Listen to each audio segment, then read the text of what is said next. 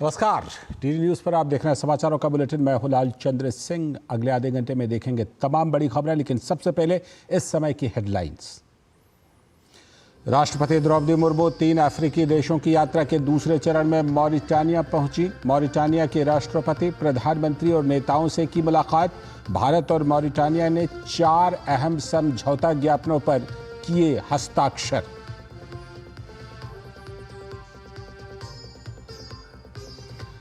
मोदी सरकार की किसानों और कर्मचारियों को सौगात। रबी फसलों के लिए एमएसपी में इजाफा।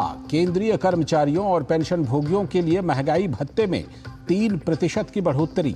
वाराणसी में गंगा नदी पर बनेगा नया डबल डेकर पुल।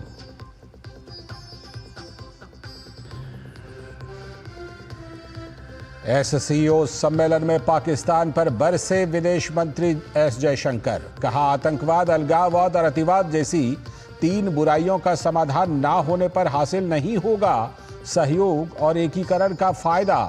आत्मनिरीक्षण पर दिया जोर।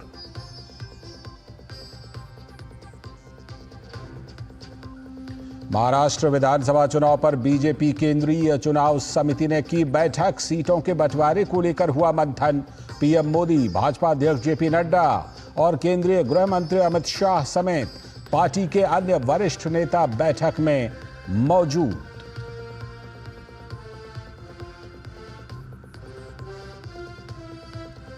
हरियाणा में फिर से नायब को कमान।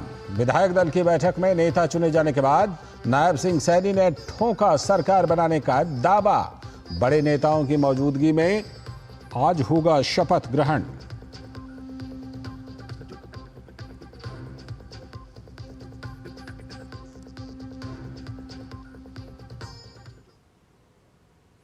ये थे इस समय की हेडलाइंस। देखते हैं अब खबरों को विस्तार से। और सबसे पहले राष्ट्रपति की विदेश यात्रा से जुड़ी खबर। राष्ट्रपति द्रौपदी मुर्मू 13 से लेकर 19 अक्टूबर तक 3 अफ्रीकी देशों की यात्रा के दूसरे चरण में मॉरिटानिया पहुंची। अपने राजकीय दौरे के पहले चरण में राष्ट्रपति 3 दिनों तक अल्जीरिया में रुकने के बाद 1 दिवसीय यात्रा पर मॉरिटानिया के राष्ट्रपति, प्रधानमंत्री और अन्य नेताओं से मिली।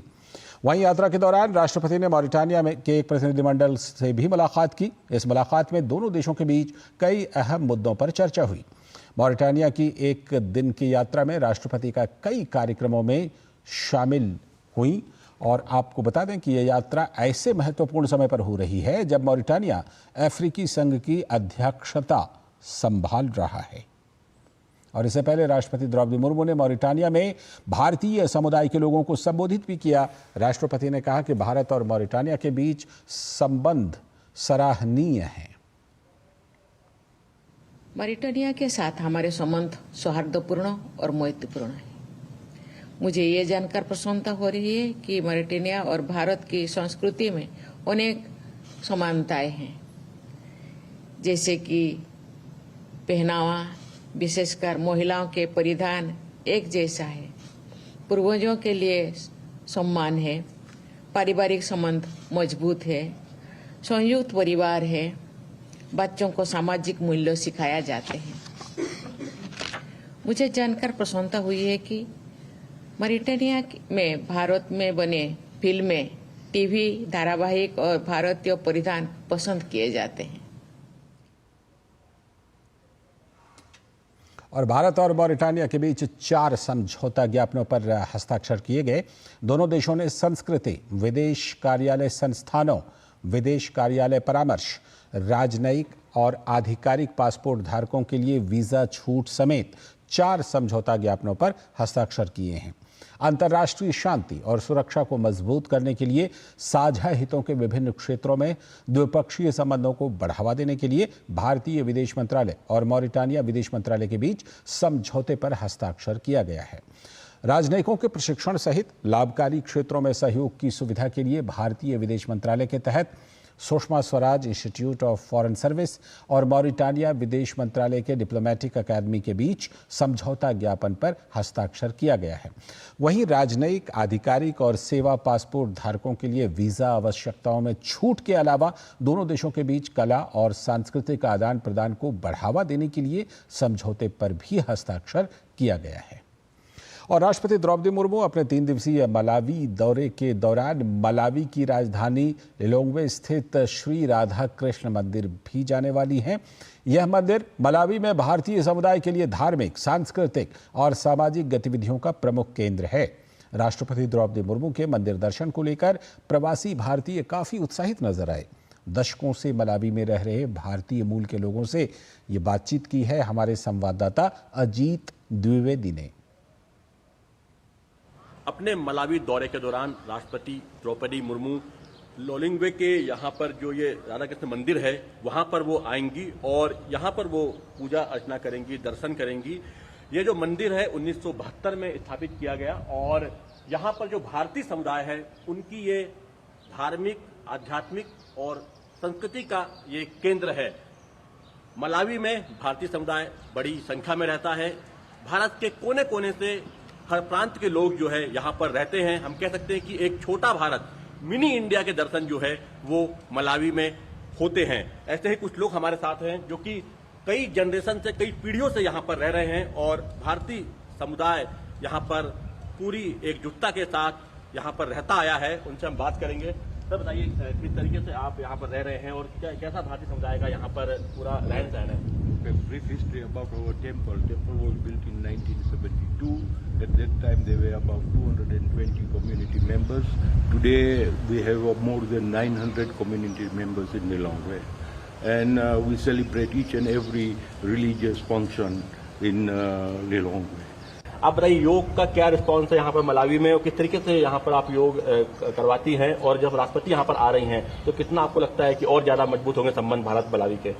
I have been teaching yoga for 25 years since our Honorable Prime Minister introduced it at the UNGA meeting in 2015. I have been working with the High Commission and hosting International Yoga Day.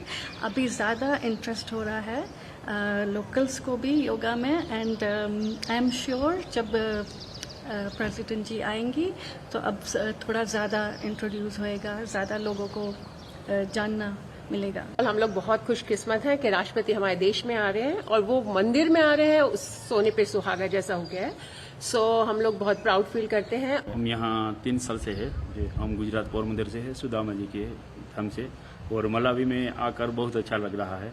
यहाँ की community बहुत अच्छी है, सब साथ में मिलकर सब उत्सव मनाते हैं। सभी का जो त्यौहार आता है वो भी हम यहाँ साथ मिलकर जुलकर मनाते हैं और मंदिर में सब आकर अपना अपना उत्सव मनाते हैं और सब एक साथ मिलजुल कर यहाँ हर इंडियन रहते हैं। भारतीय मूल के लोग हैं, उनके धार्मिक, आध्यात्मिक और सांस्कृतिक का एक केंद्र है और यहीं पर पूरे जो भारतीय हैं वो समय समय पर इकट्ठा होते हैं और अपनी भारतीय संस्कृति को, अपनी सभ्यता को और अपने जो गौरवशाली इतिहास को याद करते हैं। उनके दिल में मलावी है लेकिन उनकी आत्मा जो है वो भारत से जुड़ी हुई है। कैमरामैन तमुनाथ मिश्रा के साथ Ajit Dwivedi, DD news, लिलोंग्वे, Malawi. और अब रुख करते हैं कुछ और बड़ी खबरों का। केंद्रीय मंत्रिमंडल की बैठक में कई महत्वपूर्ण फैसले लिए गए। एक और जहां सरकार ने किसानों के लिए रबी की फसल का एमएसपी बढ़ा दिया है तो वहीं केंद्रीय कर्मचारियों के महंगाई भत्ते में भी वृद्धि की गई है। मोदी सरकार ने रेलवे की एक बड़ी परियोजना को भी मंजूरी दी है जिसका फायदा वाराणसी के इलाके में यात्रियों और माल ढुलाई के बढ़ते बोझ को कम करने में मिलेगा। तीसरी बार सत्ता में आने के बाद मोदी सरकार ने अब तक 17 ऐसे महत्वपूर्ण फैसले लिए हैं जिसमें किसान कल्याण की तमाम योजनाएं शामिल हैं। इसी कड़ी में बुधवार को केंद्र सरकार ने रबी की फसल के लिए आने वाली 6 फसलों के एमएसपी के दाम बढ़ा दिए हैं। केंद्रीय मंत्री अश्विनी वैष्णव ने सरकार के फैसलों की जानकारी देते हुए कहा कि गेहूं की फसल में लागत के अनुरूप 105% तक की वृद्धि अब तक की जा चुकी है। रबी मार्केटिंग सीजन के लिए एमएसपी अप्रूव हुआ है और जैसा आपने देखा खरीफ में वैसे ही रबी में भी एक ज़बरदस्त बड़ी बढ़ोतरी की गई है। वीट है, गेहूं के लिए 150 रुपये बढ़ाया गया है। बार्ले यानी जौ के लिए 130 रुपये बढ़ाया गया है। ग्राम यानी चने के लिए 210 रुपये बढ़ाया गया है। मसूर के लिए 275 रुपीज़ बढ़ाया गया है और सरसों के लिए 300 रुपये की बढ़ोतरी की गई है और सैफ्लावर यानी कुसुम उसके लिए 140 रुपीज़ की बढ़ोतरी की गई है। देश भर के किसानों ने सरकार के फैसले का स्वागत किया है। कणक का रेट 150 रुपया प्रति क्विंटल वाधा किया ते सरों तिलों दे विच 300 रुपया प्रति क्विंटल ते दालां दे विच जो 275 रुपये प्रति क्विंटल वाधा किया। ਇਹਦੇ ਨਾਲ किसान खुशहाल होएगा। चने पर 210 रुपये, सरसों पर 300 रुपये और ऐसे जौ, सूरजमुखी वगैरह फसलों पर MSP ਵਿੱਚ वाधा किया गया है। उसकी मैं भारत सरकार की शलाघा करता हूँ। फसलों में बढ़ोतरी की है ना, कि जैसे सूरजमुखी होगी, गेहूँ होगी, सरसों में इसको सभी किसानों को लाभ मिलेगा। ये फैसला किसानों के लिए बहुत ही हितकर है और किसानों को इससे बहुत फायदा होगा। बढ़ोतरी से किसानों को लाभ मिलेगा इसका, और जो किसान आंदोलन करते थे, किसान उग्रह करते थे कि हमारी उपज बर्बाद हो रही है, इससे अब बेनिफिट होगा। तो अच्छा है, ये महंगाई की दृष्टि से तो ठीक ही है भाई, महंगाई वैसे बढ़ रही है। मंत्रिमंडल के अन्य फैसलों की जानकारी देते हुए अश्विनी वैष्णव ने कहा कि काशी में गंगा जी पर एक नया पुल बनाने का फैसला भी लिया गया है, जिस पर रेल और सड़क यातायात दोनों शामिल होंगे। डिसाइड हुआ है कि एक नया ब्रिज बनाएं, जिस ब्रिज में नीचे वाले डेक पे 4 रेलवे लाइन होंगी, 1 2 3 4 रेलवे लाइन होगी और ऊपर वाले डेक में 6 लेन का हाईवे होगा। ये वर्ल्ड में ट्रांसपोर्ट कैपेसिटी में, ट्रैफिक कैपेसिटी में one of the biggest bridges में काउंट होगा। गंगा जी पर ये ब्रिज अपने आप में बहुत बड़ा एक मेजर लैंडमार्क है, एक मेजर कनेक्टिंग लिंक है। इस ब्रिज को कंस्ट्रक्ट करने में 2642 करोड़ रुपीस का इन्वेस्टमेंट लगेगा, करीब 4 साल का टाइम लगेगा। बहुत ही कॉम्प्लेक्स ब्रिज है, बड़ा ब्रिज है। अगले 150 साल के लिए, समझो 150 इयर्स के लिए इसको डिजाइन किया जा रहा है। एक और महत्वपूर्ण फैसले में केंद्र सरकार ने केंद्रीय कर्मचारियों और पेंशन भोगियों के लिए महंगाई भत्ते में 3% की वृद्धि की है। कैबिनेट ने डीए और पेंशनर्स के लिए DNS रिलीफ इसको 3% बढ़ाया है और total 9,448 crore annually 9,448 crore annually हमारे सेंट्रल गवर्नमेंट के एम्प्लॉयज़ के पे चेक में ऐड होगा। केंद्रीय कर्मचारी महंगाई भत्ते में वृद्धि की वजह से सरकार पर 9,448 करोड़ का सालाना भार पड़ेगा, तो वहीं गंगा जी पर बनने वाले पुल के लिए 2,642 करोड़ रुपए की स्वीकृति दी गई है। ये पुल 4 साल में बन जाएगा। ऋषि कुमार की रिपोर्ट, DD न्यूज़।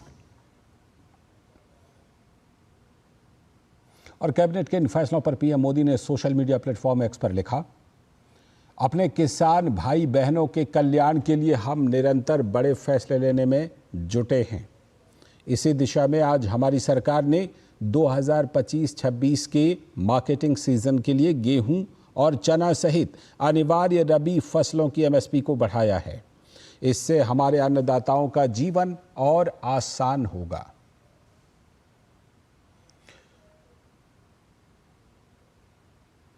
और वहीं गंगा नदी पर एक नए रेल सह सड़क पुल सहित वाराणसी पंडित दीनदयाल उपाध्याय मल्टी ट्रैकिंग परियोजना के निर्माण को मिली मंजूरी पर PM ने लिखा, गंगा काशी वासियों की सुख सुविधा के लिए हम कोई कोर कसर नहीं छोड़ रहे हैं। इसी कड़ी में गंगा पर एक रेल सड़क पुल को मंजूरी दी गई है। इससे तीर्थयात्रियों, पर्यटकों और यहाँ के लोगों को बेहतर कनेक्टिविटी मिलने के साथ ही रोजगार और कारोबार के नए नए अवसर भी बनेंगे। अगली खबर, आज पाकिस्तान में, बल्कि कल कहिए, पाकिस्तान में SCO शिखर सम्मेलन हुआ, जिसमें भारत की ओर से विदेश मंत्री डॉक्टर S जयशंकर ने शिरकत की। तो तो इस मंच से भारत ने आतंकवाद के मुद्दे पर बिना नाम लिए पाकिस्तान को खरी खरी सुनाई। जयशंकर ने आतंकवाद, चरमपंथ और अलगाववाद के खिलाफ मिलकर काम करने की बात कही। पाकिस्तान के साथ तनावपूर्ण संबंधों की वजह से पीएम मोदी ने पाकिस्तान ना जाने का फैसला लिया, तो किसी भी भारतीय विदेश मंत्री की 9 साल के बाद पाकिस्तान की ये यात्रा हुई है। शंघाई सहयोग संगठन शिखर सम्मेलन में शिरकत करने के लिए लगभग 1 दशक बाद पाकिस्तान पहुंचे विदेश मंत्री एस जयशंकर ने सम्मेलन में अपना भाषण दिया तो इशारों ही इशारों में पाकिस्तान को जमकर सुना दिया। विदेश मंत्री ने साफ कहा कि आतंकवाद, अतिवाद और अलगाववाद 3 बुराइयां हैं जिनका समाधान नहीं किया गया तो सहयोग और एकीकरण का फायदा हासिल नहीं हो सकेगा। उन्होंने कहा, चार्टर में यह भी स्पष्ट है कि मुख्य चुनौतियां क्या हैं। ये मुख्य रूप से 3 हैं जिनका मुकाबला करने के लिए एससीओ प्रतिबद्ध है।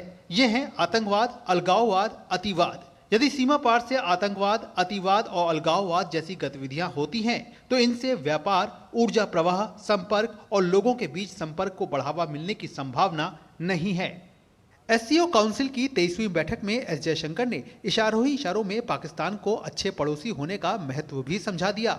विदेश मंत्री ने कहा, यदि विश्वास की कमी है या सहयोग नाकाफी है, अगर दोस्ती में कमी आई है और अच्छे पड़ोसी होने की भावना कहीं गायब है तो निश्चित रूप से आत्मनिरीक्षण करने और इन समस्याओं का समाधान खोजने की जरूरत है। एससीओ के समक्ष चुनौतियों पर प्रकाश डालते हुए विदेश मंत्री ने कहा, एससीओ का मकसद आपसी विश्वास, मित्रता और अच्छे पड़ोसी संबंधों को मजबूत करना, बहुआयामी सहयोग, विशेष रूप से क्षेत्रीय प्रकृति के सहयोग को विकसित करना है। उन्होंने कहा कि संगठन का लक्ष्य संतुलित विकास, एकीकरण और संघर्ष की रोकथाम के मामले में एक सकारात्मक शक्ति बनना है। विदेश मंत्री ने कहा, शंघाई सहयोग संगठन के सदस्य देशों को सहयोग, परस्पर सम्मान और संप्रभुता के साथ साथ समानता पर आधारित भावना को ध्यान में रखना चाहिए और इसके लिए ये जरूरी है कि सभी सदस्य देश क्षेत्रीय अखंडता और संप्रभुता को मान्यता दें। इसके लिए वास्तविक साझेदारी का निर्माण होना चाहिए और एक पक्षीय एजेंडे पर किसी भी देश को आगे नहीं बढ़ना चाहिए। विदेश मंत्री ने संयुक्त राष्ट्र सुरक्षा परिषद जैसे संगठनों में सुधार की जरूरत पर जोर देते हुए इसे अधिक समावेशी, पारदर्शी, प्रभावी, लोकतांत्रिक और जवाबदेह बनाने पर जोर दिया। बाद में विदेश मंत्री ने आउटकम डॉक्यूमेंट पर हस्ताक्षर किए। उन्होंने कहा कि भारत ने इन चर्चाओं में सकारात्मक और रचनात्मक योगदान दिया। इससे पहले जयशंकर ने पाकिस्तान स्थित इंडियन हाई कमीशन कैंपस में सुबह की सैर की और प्रधानमंत्री नरेंद्र मोदी के एक पेड़ मां के नाम अभियान को बढ़ावा देते हुए एक पौधा लगाया। विदेश मंत्री शंघाई सहयोग संगठन शासनाध्यक्ष परिषद की 23वीं बैठक में भाग लेने के लिए इस्लामाबाद गए। ये 9 साल में किसी भारतीय विदेश मंत्री की पहली पाकिस्तान यात्रा है। पूर्व विदेश मंत्री स्वर्गीय सुषमा स्वराज ने अफगानिस्तान पर एक सुरक्षा सम्मेलन में भाग लेने के लिए 2015 में इस्लामाबाद का दौरा किया था। Bureau report, DD news. और अब बात आने वाली विधानसभा चुनावों की। महाराष्ट्र के विधानसभा सीटों पर चर्चा करने के लिए दिल्ली में भाजपा कार्यालय में केंद्रीय चुनाव समिति में बैठक हुई। प्रधानमंत्री नरेंद्र मोदी, बीजेपी अध्यक्ष जेपी नड्डा, रक्षा मंत्री राजनाथ सिंह, गृह मंत्री अमित शाह समेत कई शीर्ष नेता शामिल हुए। इसके साथ ही महाराष्ट्र बीजेपी कोर ग्रुप के नेता और राज्य चुनाव प्रभारी भी बैठक में मौजूद रहे। इससे पहले महाराष्ट्र कोर ग्रुप की 2 दिन पहले राज्य में होने वाले विधानसभा चुनाव को लेकर बैठक हुई थी। जल्द ही बीजेपी महाराष्ट्र के लिए अपने उम्मीदवारों की पहली सूची जारी कर देगी। महाराष्ट्र में बीजेपी शिवसेना शिंदे गुट और एनसीपी अजित पवार गुट के साथ गठबंधन में है। जल्द ही इन दलों के बीच सीट बंटवारे का ऐलान कर दिया जाएगा। बीजेपी राज्य में 160 सीट के आसपास चुनाव लड़ सकती है। टिकट बंटवारे में सामाजिक समीकरणों का भी ध्यान रखा जाएगा। दिग्गज नेताओं के अलावा कुछ नए चेहरे भी मैदान में उतारे जा सकते हैं। महाराष्ट्र में एक चरण में 20 नवंबर को मतदान होना है और मतगणना 23 नवंबर को होगी।